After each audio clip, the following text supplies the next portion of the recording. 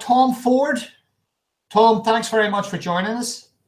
No problem. Getting rid of the snow. Let's go inside and get away from the snow. Okay. It's gone. All right. Okay. So this is kind of getting back on track, guys, with the players' profiles. I know we left it a little bit to talk to the likes of Chris Henry and Sean Murphy, but to be quite honest with you, I can only put up with those two guys for so much time. They get on my nerves, Tom. Henry's great. He's good for what he is in spells, and I know he's good because he tells me that all the time just before we just come on. Well, you can put up with them longer than I can. I don't know. Terrible man. Anyway, Chris will be on again soon. We'll have some new topics. So getting back on track with the player profiles, guy. Obviously, we got Tom on. He's going to talk about life on the tour. I don't know, whatever you want to call it. Tom, this is your life. This is your snooker life, and I don't know, you're 37 years old. You've had 20 years of it. That's why you're on here. You're on here to talk about that. Does it feel like 20 years? No, it feels like longer. It's just when people start saying, oh, can you remember them back in the day? And what they don't realise, I was playing at a young age, so I remember all the old players. And then when people find out that I've been on tour for 20 years, they think, wow. Do you know what I mean? It's a long time. It is a long time. Thinking, what else could I have done in them 20 years? Yeah. I must have had a lot more fun and done better.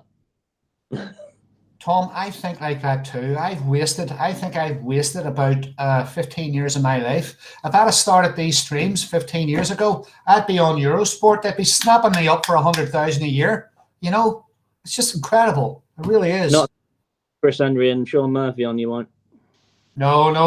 Listen. The reason why I bring them on, Tom, and I say this all the time, and everybody out there knows this, they need all the help they can get. If I bring them on the streams, it develops their personalities, and they've got a chance. They've got a very, very small chance of getting invited on the television. And I'm trying to help them because they need all the help they can get. Right, listen, we're here to talk about you, okay? Now, we're going to touch on 20 years, okay? I know 20 years is a very, very long time in anybody's career, whether you do a job or whether you're on a snooker tour, okay? But the thing is, let's have a little look at you, okay? You've got the ranking event final, you've got two semi-finals, you've got the quarterfinals, you've won some PTCs. Back in the day, you've came through those routes, those early days when we had sort of smaller tournaments, not as many professional ranking events, in that respect. But I suppose what could be said about you? I suppose we could say that, like many others, you've done enough to stay on the tour. You've had a career, you've had a successful career, you've done enough to get yourself into the top 32. And if you look back, you're going to probably say to yourself, have I done enough? Could I have done better? We're going to touch on that too, by the way, Tom. That could be a very sensitive subject. You could be getting... Now, you're currently ranked 21 in the world. No, you're not. You're 27 in the world. Your highest ranking position was actually 21 in the world. Okay? Yeah. Just in case you're not looking. And a lot of the guys out there pretend they don't know, but I think you do know because you do watch it. So that's top 32. That's good. That's good. There's a lot of guys on the tour, a lot of young guys coming in, a lot of guys watching this. They're thinking, how do I get into that top 32? What do I need to do? Well, we're going to be talking to Tom about that too, guys. We're going to be having a little bit of reflection on that, So, look, what we're going to do, Tom, we're going to go right back to the very beginning, okay? I want to know where you grew up, and I want to know the early days of snooker, how you got introduced to it, and how it extended itself onto the tour. Well, I think it first started, I can't really remember doing it. My brother used to play with my dad at home. Remember them little tables you get with the folding legs? Yes. So I was watching my brother and my dad playing on one of them. I was only 3 years old, and I kept asking, and like you do to all 3-year-olds, no, go away, leave us alone. In the end, they ended up getting the ump with me and just said, right, here's a cue, have a go yourself. And I just picked the cue up and I did the perfect bridge and I hit the ball. And my brother said to my dad, "Did he teach him? Did like my dad teach me that?" And he said no, and he thought my brother taught me, and I just learned from sitting there watching. So I can't really remember the first time I picked a cue up. So it just went from there, playing at home, and just sort of, like I said, I can't really remember first starting. The first memories I've got is going down, I think it was Willie Thorne's Snooker Centre in Leicester, where, bless him, Malcolm Thorne sadly passed away a few years ago now. And he was there, and I couldn't go into anywhere to play snooker because you had to be 14 at the time, I think it was. Like most working men's clubs, you've got to be 18 or whatever it is. And my dad took me in and spoke to Malcolm and asked him if I could play. And Malcolm just gave me a cue, and he's gone, well, go and hit that ball on that table. So I went up, hit the ball, and obviously I was on my tiptoes, and I hit the ball, and Malcolm said, yeah, you're fine to come in. And I started going with my dad sort of like every Saturday, and sort of gone from there, really. So what was it like, Tom? Was it like a revelation when you came into the club, when you started going into the club and you picked up the cue? Did you just sort of like hit a few balls and think, you know what, I don't know where this is coming from. I'm a natural. I can play this game. What was it? Nah, you can't think like that 8 years old. I was just happy to look in the house. But to be fair, I wasn't sort of outside playing football at a young age. That sort of come a little bit older where I started to enjoy my football. So I was playing football on Saturdays, like at sort of like youth level. And what do I do? Do I want to play football or do I want to play snooker? I've got to start making the decision here, because I was starting to have tournaments on Saturdays and Sundays. So I then decided that, you know what, it was a bit cold out there, big wimp. I just preferred to go into the club and knock a few balls about, and it started getting a little bit more serious from maybe the age of 11, 12. And the first 100? Sorry? When was the first 100 break? When did you realize, you know what, I'm punching a few balls in here? I don't know. I don't know if my dad would be able to ask me that, because I made it against my dad. And I'll never forget, I was on 99 and all the colours left on. I've gone for a long yellow, missed it and fluked it. So I actually fluked my first 100. So I think that was about... Oh, great story. That's fantastic. I'll tell you what, yeah, you would never forget that, would you? No, but I just can't remember what age. I think, like I said, it might have been about 10, 11. Not sure. 10, 11.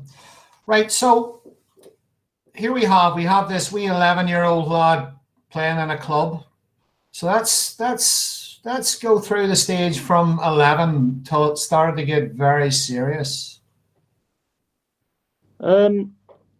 It's hard to remember that far back. I can't remember what I did last week, to be fair. So when you're going back that far, I just started playing tournaments at Willie Thorne's, because Malcolm had tournaments every single week there. I think all the snooker players that are sort of over the age of 30 will remember Malcolm Thorne and like all the tournaments he used to have. He used to have programs there, like junior tournaments, handicap events. And I just started going in handicap events to start with. And it was all levels. You had pros at Willie Thorne's that were playing in it, and you had people that travelled, and they were just a handicap. So it went from there, and we had tournaments every weekend. And then I started going into the junior events, because Malcolm started putting in junior events on for people because it was so big at the time. I think it's the same as Selby. So me and Mark grew up together, and we were both very lucky that every week we had a junior event on, and there must have been 30 or 40 players that could actually go there and win that event. Whereas now, you'd be lucky if you got 30 juniors in an event. Okay. So we were just lucky from the age of, say, 11, 12 that we could play in them events. And that's where it started to get a bit more serious, when the competitive started. So, I mean, the junior days there, just touching on the junior days there when you were practicing with Mark, Tom, was he pretty tasty then? I think Mark will agree, and he was good, but obviously nowhere near as good as he is now. But there was a lot better juniors than me and Mark. It's just that even he would say himself, there was some top juniors about, but I don't know what happened. Any significant names you can drop in there on the junior scene at that time who are on the stage now? There was definitely a good few. There was a lad called Craig Taylor that was very good.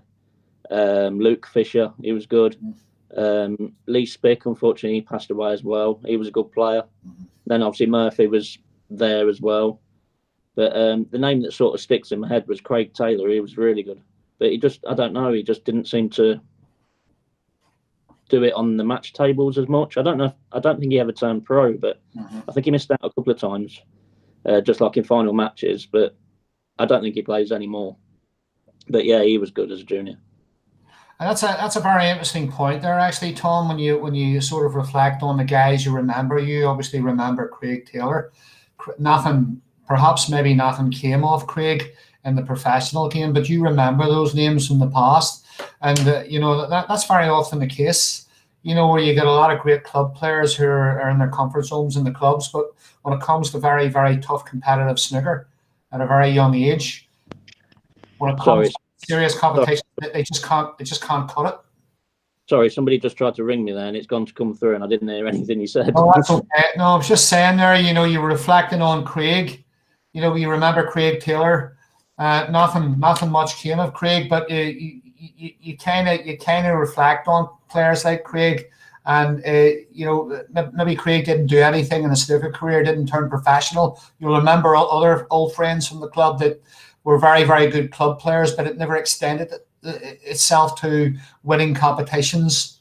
And that's the difference. The difference between there's good players who can play well in competitions and extend themselves to the professional game. And it's just something I think it's significant to mention.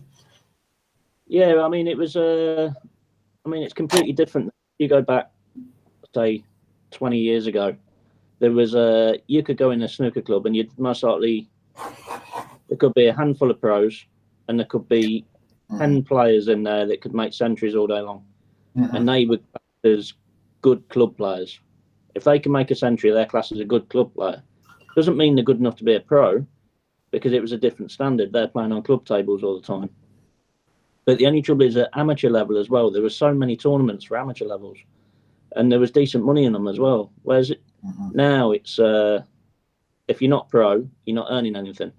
And let's face it, I reckon half the tour as pro don't earn anything anyway. Absolutely. Because if you go from upwards, then people might think, oh, they've won 40 grand in 1 year. Yeah, it sounds great, but I don't know. What's minimum wage? Would it say 15,000? So they've won £40,000, but they've most likely had 20,000 go out as expenses. Exactly. They're only on £1,000 a year.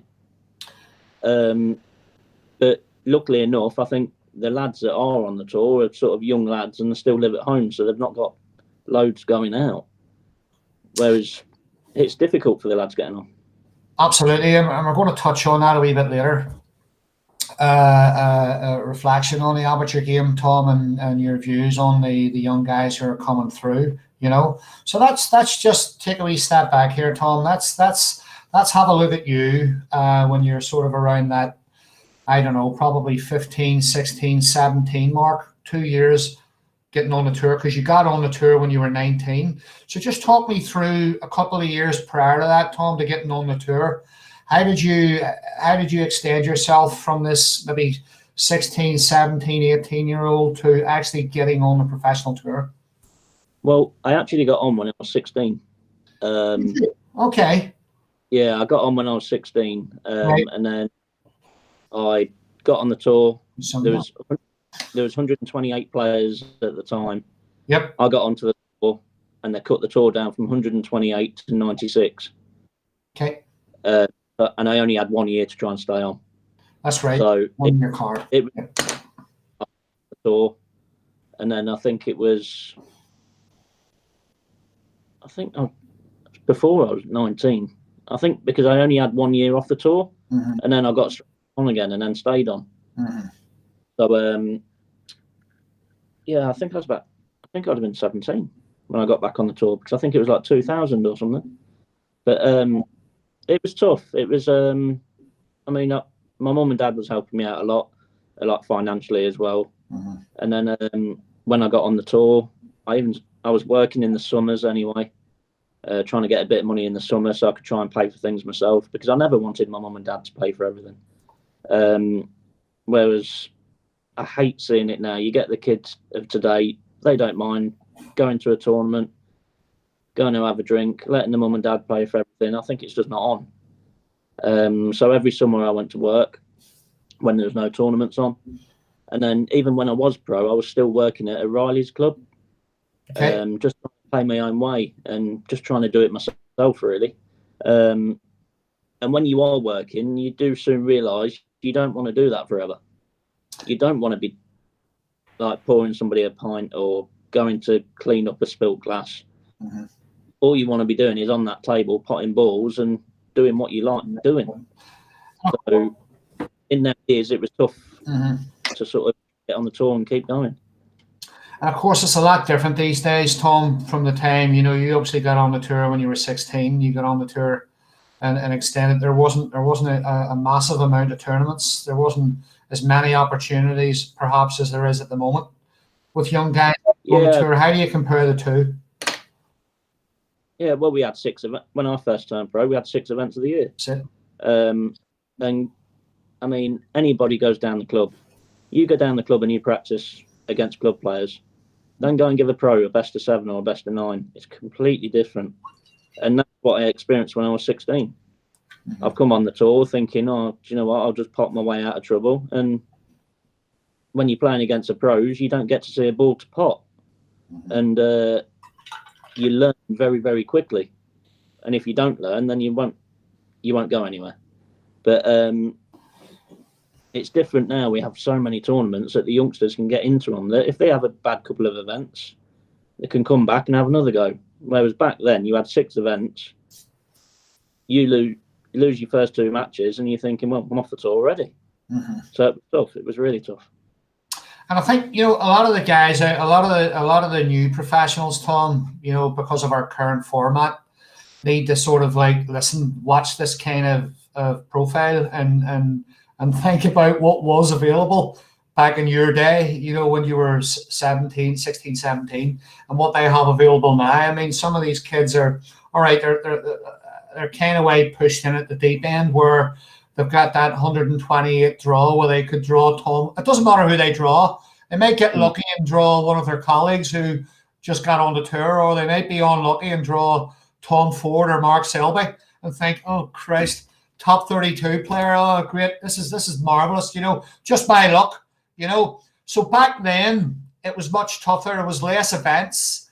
But as it stands at the moment, we got 128 professional players. What is your perspective on the current situation with the new tour professionals and who they're going to get in the format of the first round draw? Well, I think it's the ones that will listen, that will do something. I mean, let's face it. I mean, most of the kids now, you tell them something, they know better because the internet says it. But the ones that actually do take note and do listen, they will be the ones that do well. I mean, we didn't really have the internet, and we didn't learn from that years ago. We learned from our own mistakes. I just don't think that's happening with the youngsters at the minute.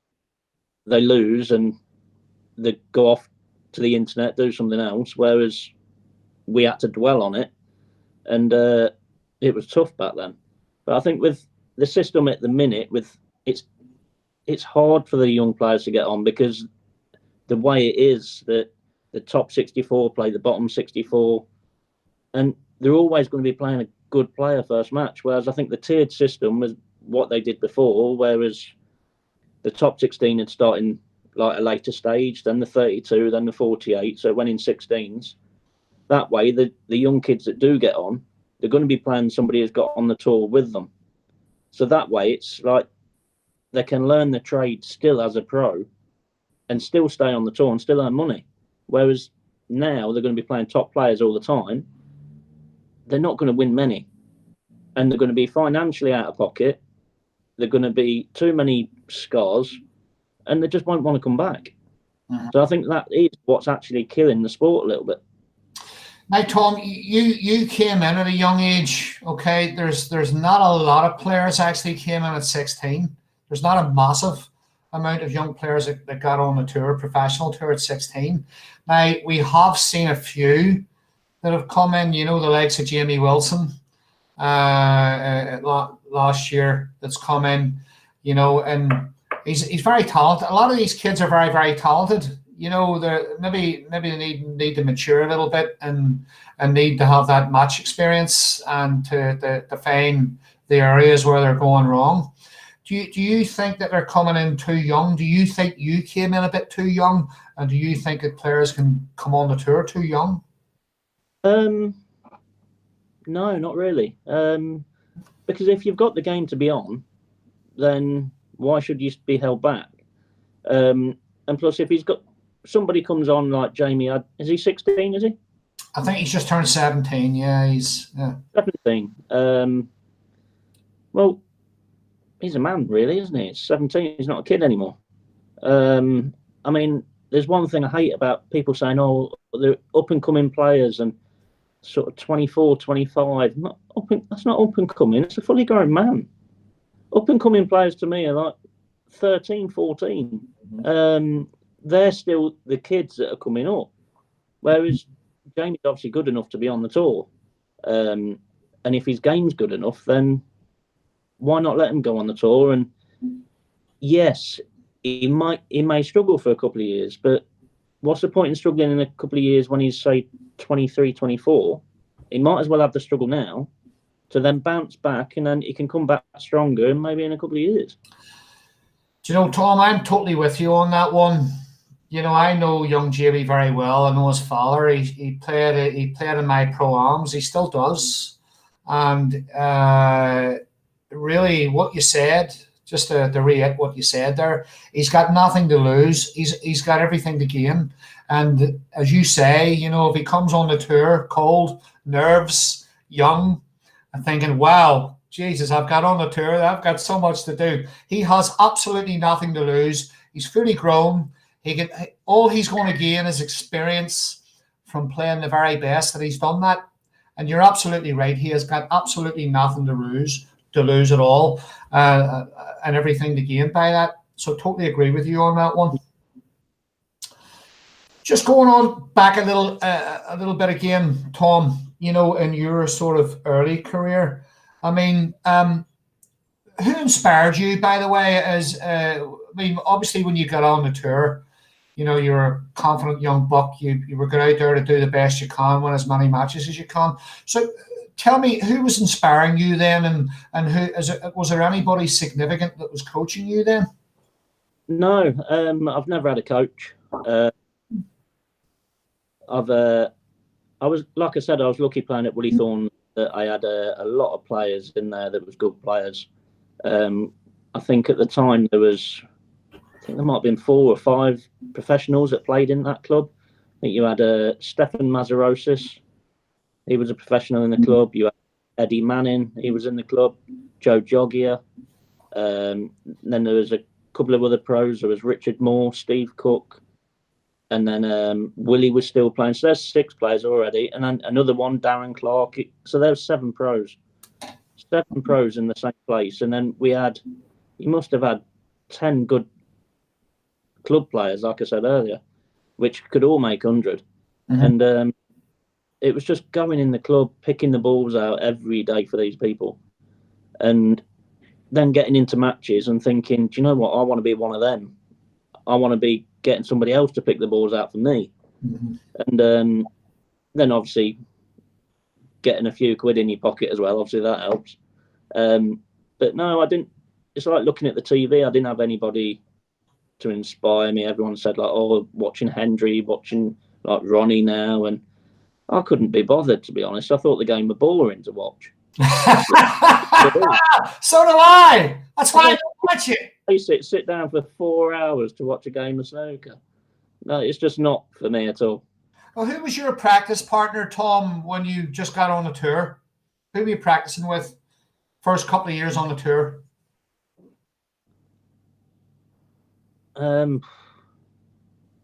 Really know, to be fair, because I think if you ask a lot of the players, then well, you practiced with Mark because your early days you did practice with Mark, you did play with him.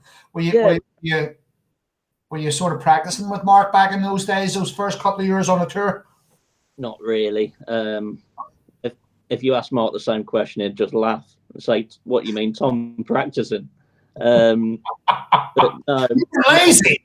You were a lazy snooker player, weren't you? You were. Yeah. What do you mean? Else, I'm not going to drop any names here, by the way, Tom. Okay, but I was told you were lazy. You were a lazy SOB when it came to practicing. Is that true? Is that true? What do you mean? Were still am. It's brilliant. I've got a unit now that I practice from, and there's a big sofa area with a TV. I can put Sky Sports News on. So just hopefully my wife don't see this, but she knows. I think she knows deep down. I go down there, go practice for 10 minutes, and just put Sky Sports News on. I'm terrible. But I do one line up, and that's it. I'm bored. So I'm not the best. Supposed to inspire the young guys. You've just destroyed them. Just one sentence. What's the matter with you? What's wrong? It just shows them, doesn't it? If you practice, you'll get further than I will.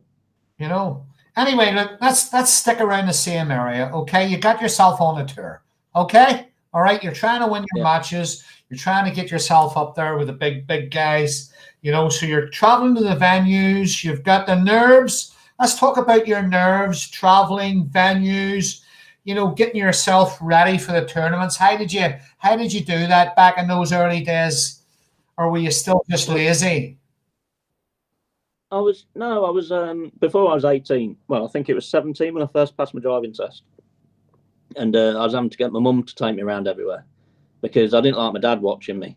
The only trouble is I didn't like my dad watching. I think most people don't like the parents watching and whatever, but my dad, obviously, I know now why he was saying it, but I would I'd play a shot, I'd get beat, and on the way home, he'd say to me, he's gone, "You know when you played that red into the corner, why didn't you play one in the middle?"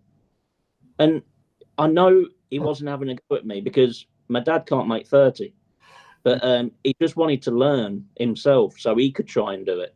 So I know that he was just trying to learn himself. But as a kid, when you're hearing, "Why did you play this and not this one?" you instantly take it as he's having a go at you, which he wasn't. And so my mum was taking me around everywhere before I was driving. And yeah, it was good going to tournaments, but obviously it got a lot better when I got in the car myself and I could go to my own events. And that's when I started to feel like, yeah, do you know what? I'm starting to become a snooker player and I'm starting to go on my own and do a few bits. So that's when I started to enjoy it more, when I started going out on my own. Do you know what, Tom? That has a reflection on what's happening these days, because I speak to a lot of young professionals, as you probably know, and the guys that play in my tournaments. And do you know what? See their families, they're not doing them any good. They're really not. They're putting so much pressure on them that it actually distracts them from what they're trying to do. So fundamentally, you're absolutely right. You know, I think particularly young snooker players need a wee bit of breathing space. You know what I mean? They need a little bit of time to reflect on themselves and do their own thing. Very important point there, actually. A lot of the youngsters now, they're happy because their mum and dad taking them around and just paying for everything. Whereas if they have to get a car, they've got to pay for it themselves. So they don't want to do that. And that's just something that it's always been in me. At 16 years old, got myself a scooter so I could get to the club and back and go anywhere. So I didn't have to rely on anyone all the time. And I think that's just a big thing. If you don't have to rely on people, you can go out and do it on your own, then all of a sudden you can enjoy it more. Instead of having people with you all the time, you can pick and choose who you have with you then. I'll tell you what, I hope the young guys are actually, you know, when they play this back, Tom, on YouTube, when it gets uploaded, they can listen to this and actually, you know, take in what we're saying here, because it makes a lot of sense. It's hard. It's hard for me to tell my mum that, listen, Mum, I'm now driving, and do you know what, I'm going to be home. because she used to love it. She used to go to the tournaments and love watching me play. And obviously, she never used to like it when I lost, because people will tell you I wasn't. My attitude wasn't very good. It's still not very good now, but it was terrible back then. No, it's awful. I've seen you.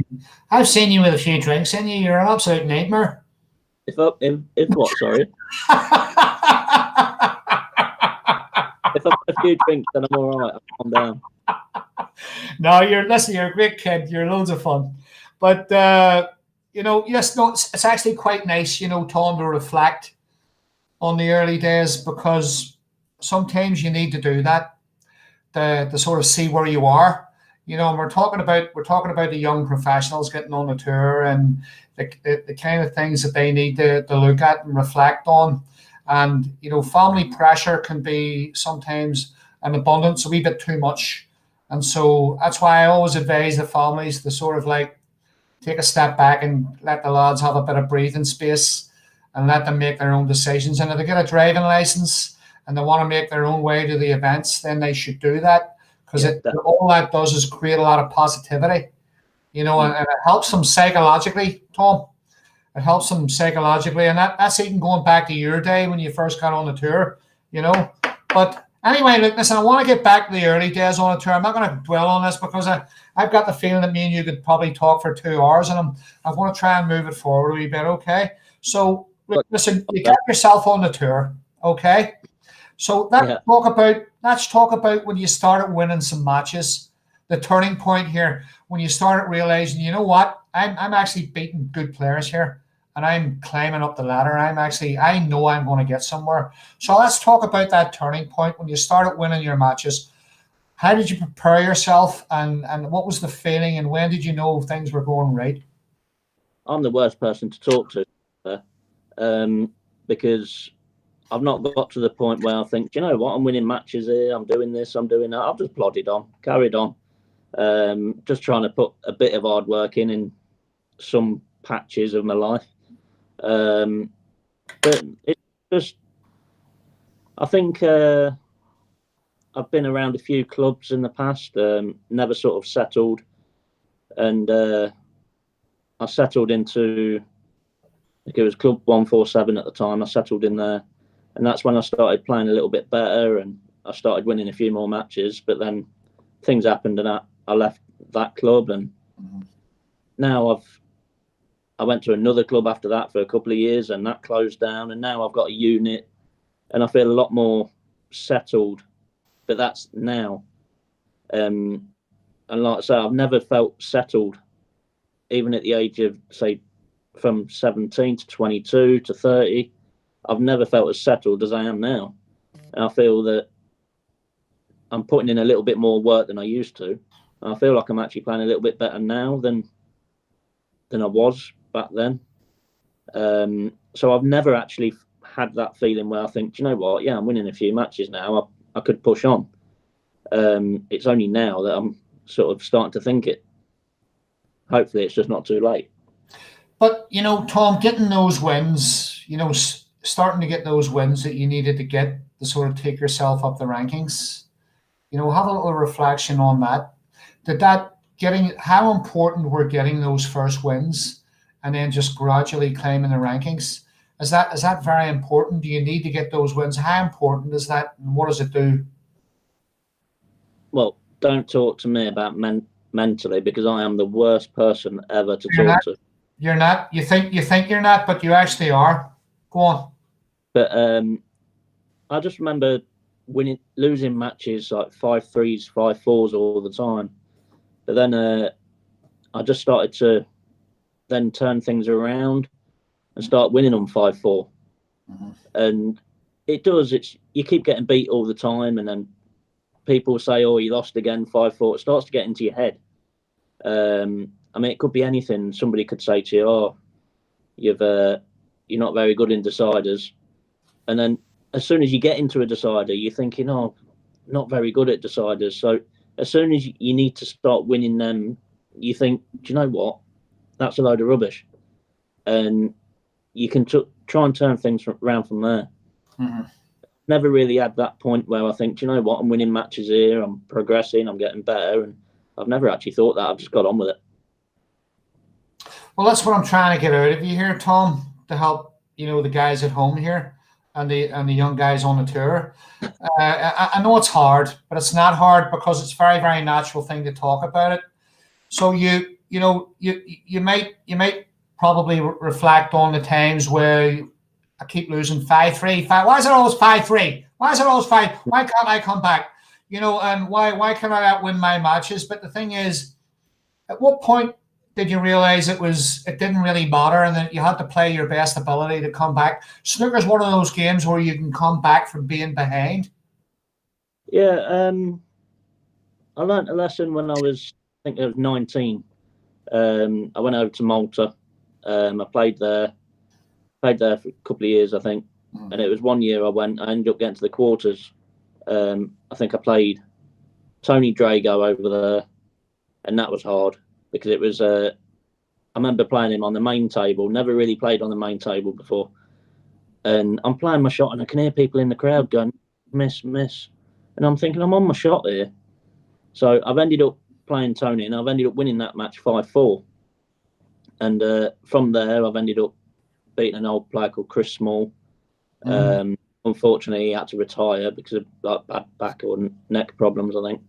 And then I beat Ken, beat Doherty, and I played well against him. And I'm thinking, do you know what? I've got a chance here.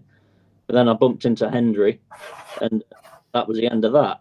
I mean, that tournament won as well. He made 3 back-to-back centuries against me, and a 90 and 80.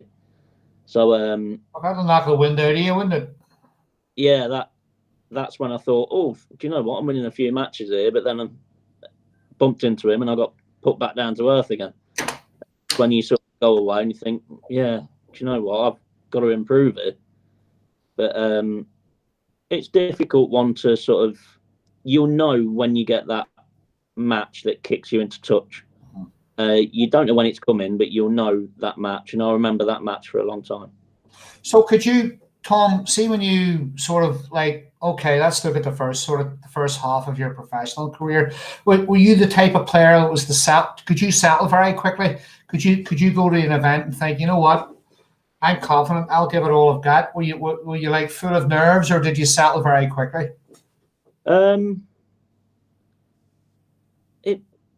It's different. I mean, you can go into some matches, you can feel really nervous.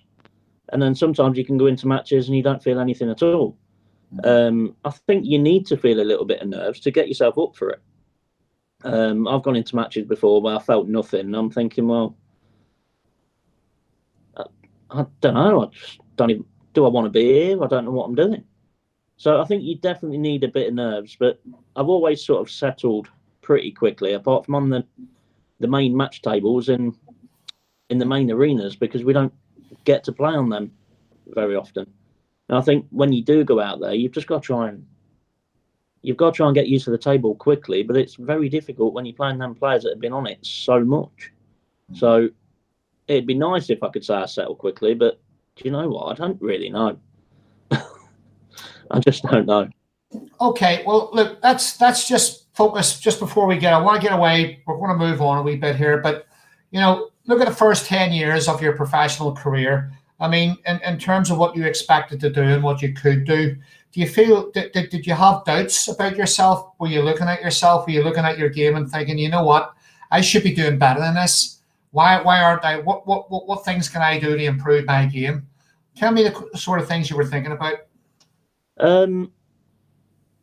Well, as soon as I turned 18, 19, I started going out too much anyway.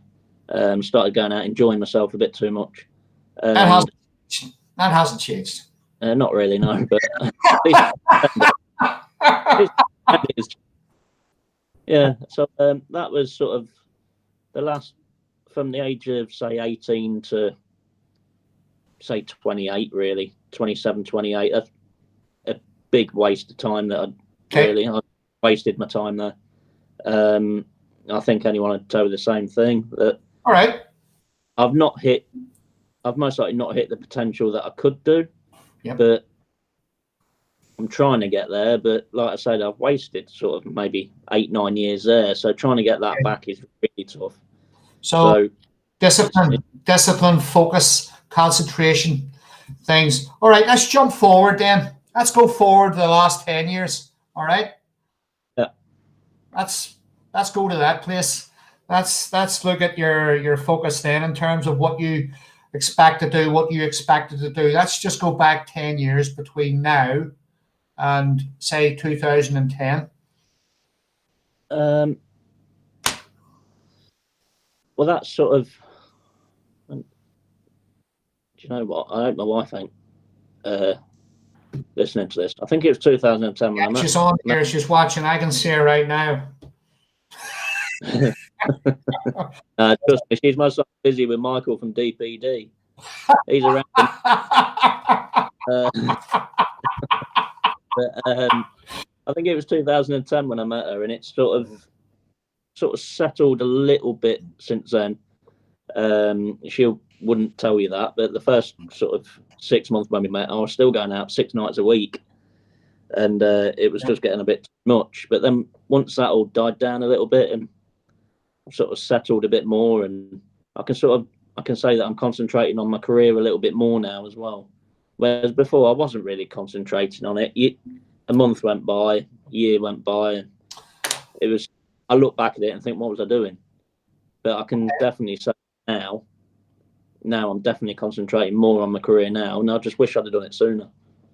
Well, that's fine, and that's okay too, because you obviously got your highest ranking position at the moment was 21. Okay, so you're okay. You could say you're not really that far off your highest position in the top 32, but if you kind of reflect on when you were 21 in the world, which is, Tom, that can change at any time over just a couple of tournaments. But the thing is, I mean, did you?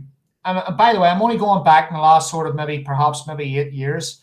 Do you feel as if you should have got in the top 16, or didn't work hard enough? No, it was pretty tough, to be fair. I think I was about 21. Yeah, I was 21 in the world at the time. I was on holiday with my wife. I think we was in Egypt, and I rang home a couple of times just to say hello, how's everybody doing? And my sister answered the phone, and I thought there was something going on. There was something wrong. And my sister lives in Spain, so for my sister to answer the house phone, I thought, what's going on here?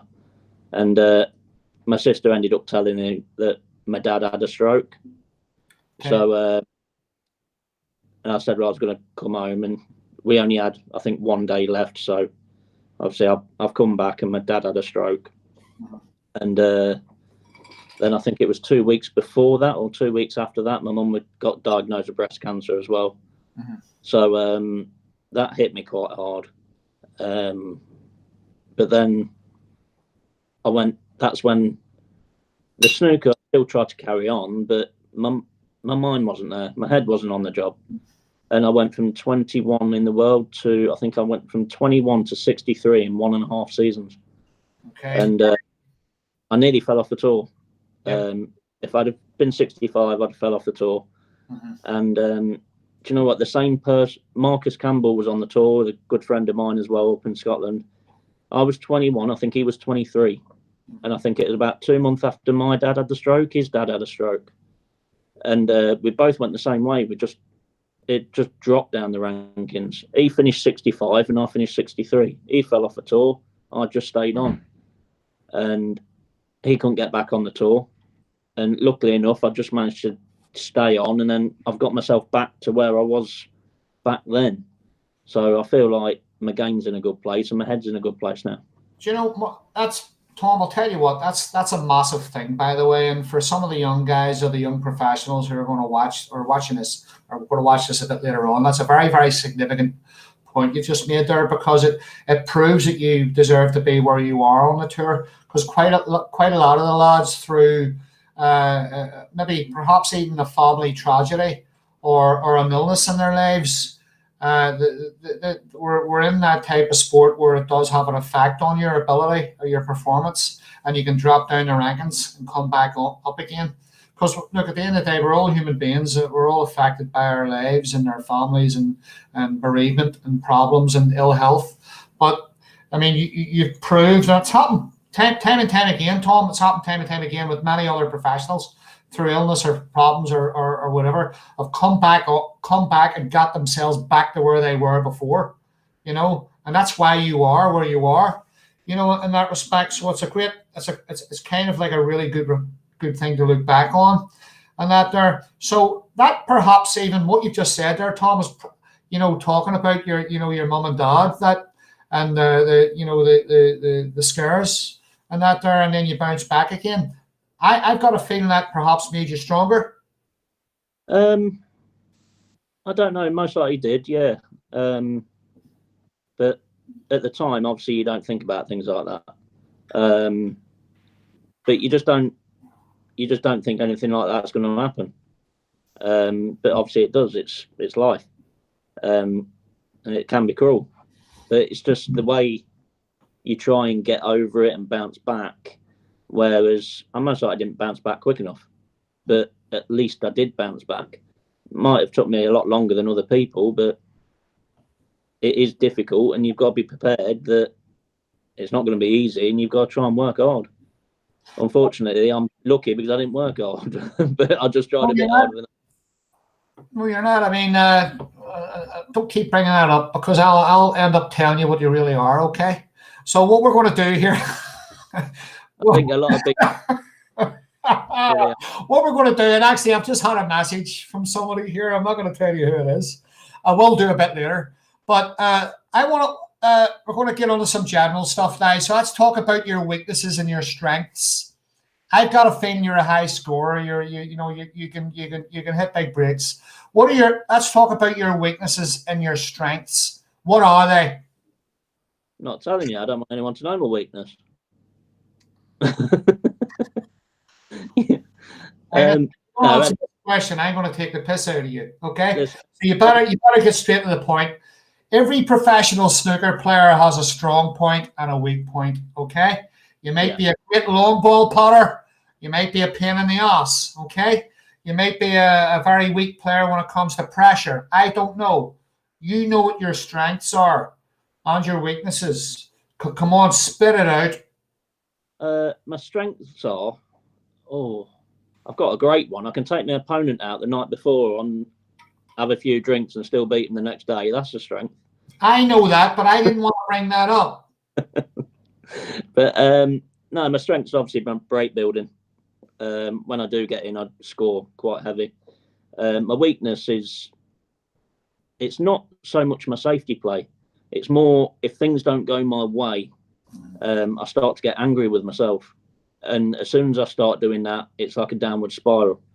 And everybody knows that. And that's something I've struggled over the years, but I've started to see a sports psychologist about that now.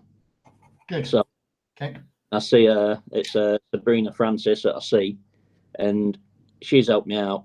And it's a massive difference to what I was. But I'm not trying to put the opponent off. Some people might say, they might see a match and I might start getting angry with myself. They might say I'm trying to put the opponent off. It's not like that at all. They want me to get angry with myself because as soon as I do, I get worse and I get worse, and then I just explode. So it's no good. So that's definitely a massive weakness for me, which I've tried to do something about. You can't just let it be a weakness. You've got to try and do something about it. Well, the thing is, you're dealing with it, Tom. Like a lot of young guys who are just getting on the tour, I've seen their tempers, and it's a setback. Temperament is a massive, massive part of this game. It's being in control. It's being able to contain yourself. A lot of players express it on screen. And as a tour professional for 20 years, I can see that. I can see that. Very clearly. You can see it on the screen. You don't have to know you personally. You can see with a lot of players. You can see it very clearly through their behavior and expressions on screen, and that's okay because it's all there. It's there with everybody. But I think a lot of young guys that are coming, a lot of young guys getting on a tour, I see this all the time, and they've got masses of ability, and it's their temperament, their demeanor. It's part of their whole personality. and Yeah. you need to deal with it. And the only way to deal with it is accept it. And there's only one person can deal with it. Would you agree with that? Yeah. And also there's people that try not to show the emotion, but sometimes you might need to show the emotion just to get it out. Yeah. There's no point bottling it all up, because eventually you bottle it all up, you might just explode. You might think, I can't keep all this emotion anymore. You might explode. You look at somebody like Stephen Maguire and Mark Allen. If the youngsters want to see somebody that they go, oh, they're getting angry now, and them two players, you look at them, they could miss a ball, they could walk off, they could punch a table, walk off, and you think, I've got them. They come back to the table and then they clear up again. Absolutely. So trying to keep your emotions in is not a good thing, because them two, if they kept their emotions in, they'd just explode. They'll go off the handle. I think, Mark and Stevie, I know Mark and Stevie. I met Stevie a few times. I know Mark Allen, obviously, being Irish. But Stevie,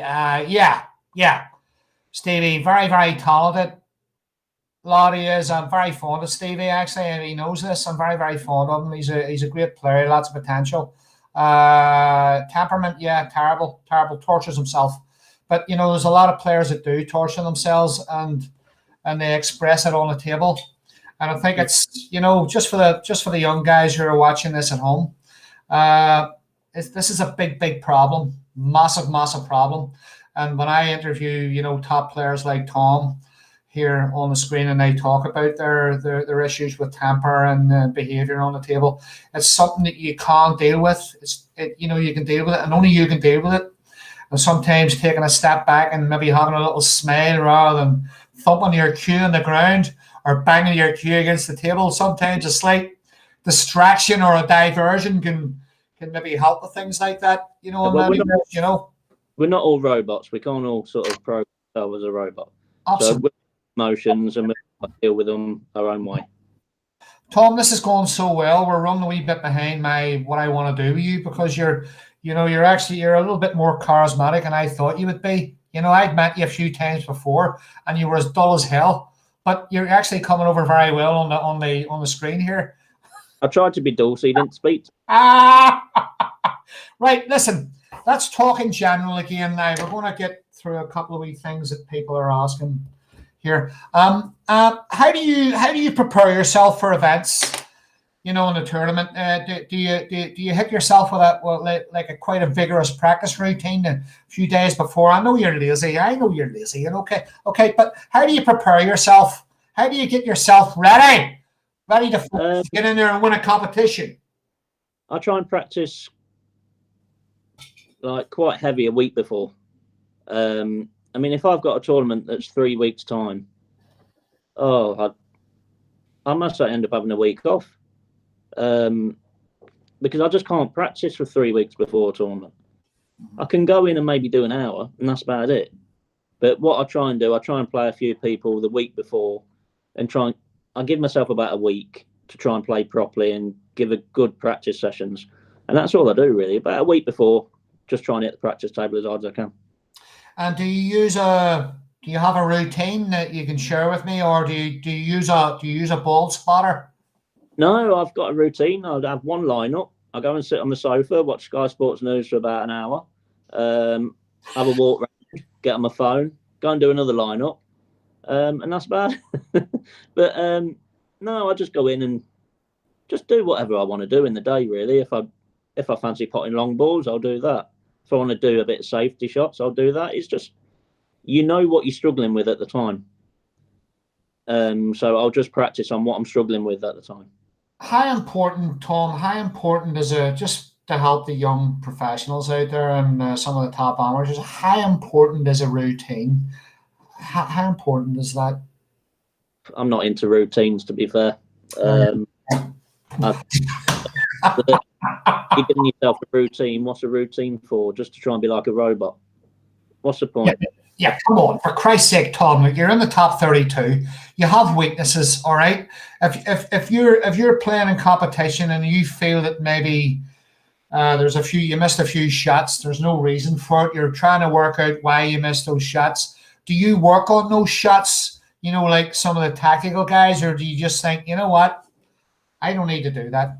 No, I don't work on them, to be fair, because if you do, they can get into your head.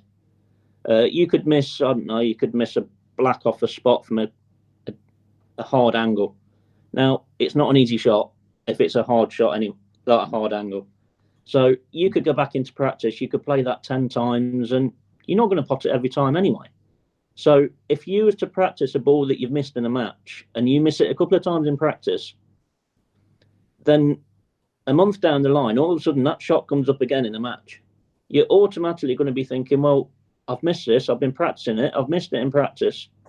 So to get it out your head, get over that shot, go and practice something else. Because you get it again in a month's time, you're going to have forgot about the shot that you missed. Just get it out your head. Don't go back to the table and keep practicing that shot, because you're going to have it in your head. And you don't want anything in your head in this game. You know, I tell you what, that's a very fair point, a very, very fair point. But you know, a couple of lads I've helped over the last couple of years. He's come off the bloody screen now. He's come. Let's get you back on again. Oh, why are you such a pain in the ass? Why couldn't you just be straightforward? You know. The thing is, you know, if you start missing some long balls, you know, and off the break, you know, when your opponent lets you in and you miss that opening red, for example, and you say you just missed too many of them, are you conscious as a top snooker professional conscious of that? And does he work on that? Should he work on that? Yeah, you obviously, things like that where somebody breaks off and you've got that shot to nothing, they should be balls that you practice anyway. But there's not many balls that you will miss where you think, oh, do you know what, I best go and practice that, because you should be practicing them already. That, like you say, with the long pots, you should practice your long game anyway. You should practice shot to nothings where somebody's broke off and they've left you that one red sticking out. So they're the balls you should be playing all the time. So really, it's, if you miss a ball, you shouldn't be going back thinking, oh, I best practice them, because you should be playing them already. And if you're not playing them already, then there's something wrong. So you've got to give yourself a routine where you just set the balls up on your own, play a frame on your own, and you'll know the shots that you've got to be playing all the time. And like I said, I wouldn't go back to practice the balls that you've missed, because you'll get it in your head. And it's not, you don't, like I said, you don't want anything in your head in this game.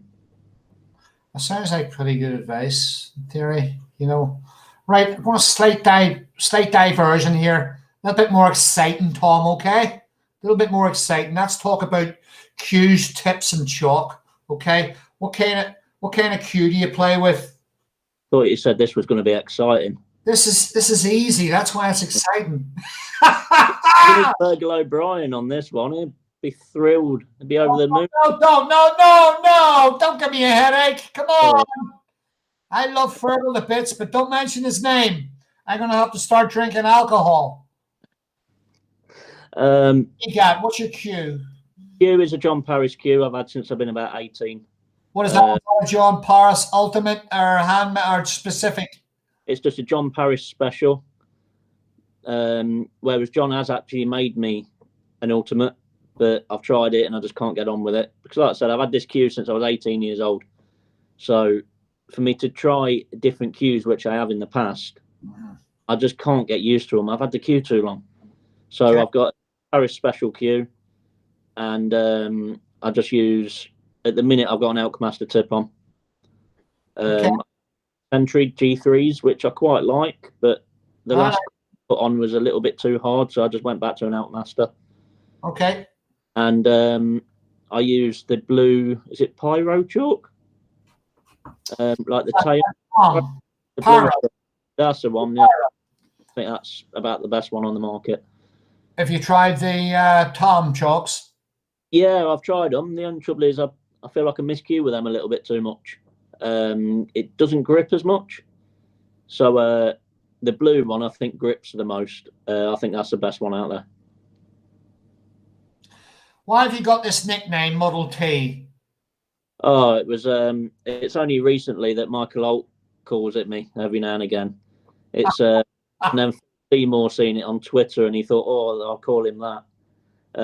It's obviously not for my good looks, is it? No, no. It's the first Ford car that was made was the Model T Ford, so that's why. I get that. So that's why the nicknames come about. You know, you want to get something a bit more exciting than that, for Christ's sake. What's the matter with you? You know? Well, as soon as you start making some exciting questions, I'll get a better nickname. Oh, don't you turn on me. This is pretty good so far, just over an hour. And I'm just about nearly ready to wrap this up because I want to watch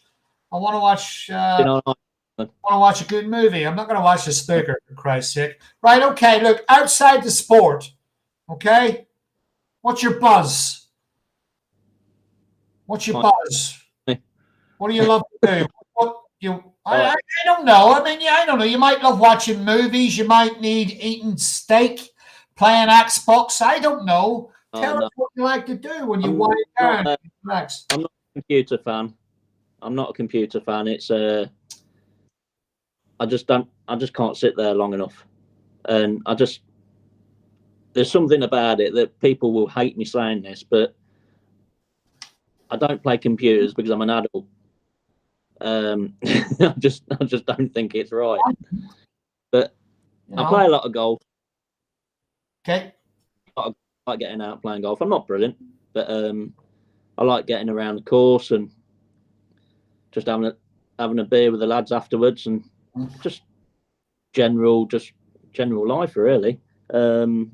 Used to love playing football back in the day, but then I had an injury about 4.5 years ago, 5 years ago now, and I used to play on Saturdays, 11-a-side, but then I got injured and thought, you know what, I can't do this anymore because I broke my wrist in the past. I broke big toe, little toe, and I thought, no, I've got to give up now. So no more football, but I'll still stick to playing golf, and joined a little society that we all play. Right. And just have a game of golf, have a beer with the lads, and to keep myself grounded.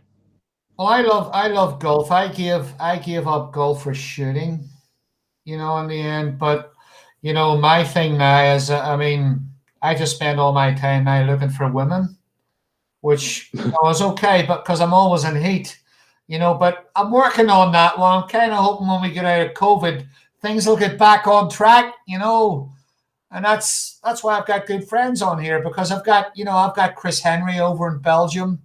Chris has promised me he's going to invite me over, and we're going to go out look for new friends. That's okay. It's great. It's great. Something to look forward to when we get out of this. I don't know. We'll be good. Right, guys, we're just about to wrap this up, but just before we go, okay, Tom is involved. He's getting involved with a charity run, okay, and this is Tom. This is the 1,000K run, all right, and this is for young Maya, okay. Tell us about this, because I'm going to share this on the snooker page. Tell us a little bit about this, Tom, and how important it is. All right, so there's 10 of us doing this run. It's 1,000K, but we're doing it in March. So it works out we're doing 100K each, and that works out about 2 miles a day. But there's 10 of us that don't run, so it's going to be difficult, and especially with myself doing it, I'm going to be in isolation a lot of the time at snooker events and won't be allowed out the hotel. So yes, 2 miles a day doesn't sound a lot, but once you do 2 miles one day and then miss a day, you've got to double up the next. So it's a lot tougher than you think. But the main reason we're doing it for is Maya's, I think she's 9 now, and she's got severe, I think it's epilepsy, and she has seizures. And we're just trying to raise awareness of it because she's the only one in the UK that has it. And the NHS won't support it, won't fund it. So we're having to spend £2,000 a month just to get the medication in from Holland. So we're trying to raise as much as we can for the family so she has a better life, gets all the medication, and hopefully they can give her a few other little things as well, that we can try and give her a good little childhood that everybody has. So that's the thing we're doing, and we just hope that we can raise enough money for the family. That's a very, very important thing. It's things like this, Tom. We don't realize sometimes how lucky we are, in life. And, we all feel very, very strongly when we hear things like this about young kids with illnesses, epilepsy, cancer, whatever, and the kind of things we can do for us. So, guys, what I've done is I've shared the link for this on my page. So if you want to click on the link that I've shared on the page and donate, go ahead and do it, or take a look at it and see what we're doing. We really don't do enough of things like this. And I remember one of the snooker events, we raised some money for cancer research about 3 years ago, one of my very first pro-ams. And, it's a great feeling doing something for charity. It sort of like kind of gives you something back. And Tom, it's nice of you actually to sort of contribute and to do this thing, because you're obviously being a family man. I know you're a pain in the ass, but I mean you're a good family man, and you're thinking about these things, as we all are, as we all have a joke and a laugh, But that's it. So just before we wrap it up here, Tom, I want to ask you one more question, okay? All right. And we're going to get, this is not tough. This is not tough, okay? Where are you going here, mate? Do you want to could you get in that top 16? What do you need to do to get in that top 16? What do you need to do to win ranking events? And this is for everybody out there. What do you need to do to get yourself up there? I think I just need one breakthrough tournament. And I think I'll get the belief that I know I can do it. I know I can do it, but deep down, do I know I can do it? I'm not sure. So it's just that one event. That's all I need, I think. Just one event, and I think I'll be there. And Tom, I hope you get there very soon, mate. And I want to thank you very much for coming on. This is a good little profile. It's went really quick, actually, Tom. The shootout started, and Williams is just in front of Tipcha. Well, I don't know why you want to watch it. You're not going to watch it. You're not going to watch it. But I know I can tell you're in the hotel room, because you've obviously got the tournament starting tomorrow, and what have you. But it's I hope you've dealt with COVID. One of the questions came from somebody actually about COVID. Tom, can you just very quickly tell us how much COVID has had an effect on you personally, in terms of competition tournaments? In the summer was difficult because we didn't have any events on. But also in the summer, at the same time, was a little bit easier because we was all in the garden. We had nice weather, didn't we? But in the winter, it's obviously this time round it's been tough because my little one's not at school. My wife's working full time from home, so I'm having to try and homeschool, which you just want to be a flying ball. That me and the little one, it's terrible. We argue like mad, so it is really, really difficult. But with the tournaments on as well, it sort of helps out that I can be away and earn money at the same time. I mean, none of us have had it easy, but we've all got it difficult, but we've all got to just get on with it, and it'll pass soon, hopefully. And that's it. So, guys, we're going to wrap this up now. A little bit of positivity from Tom and myself there. We're all going to get through this. So we're all going to keep safe and act responsibly, and do what we have to do to get through all of this. Thanks very much again, Tom, for joining us. This has been a very good, very easy interview. Guys, next week we got Martin Gould on. Martin. We got Martin. You won't be able to shut him up. No, I can't. You can't shut Martin up. I'll tell you what, in all fairness, Tom, you put a pretty good performance on yourself, mate.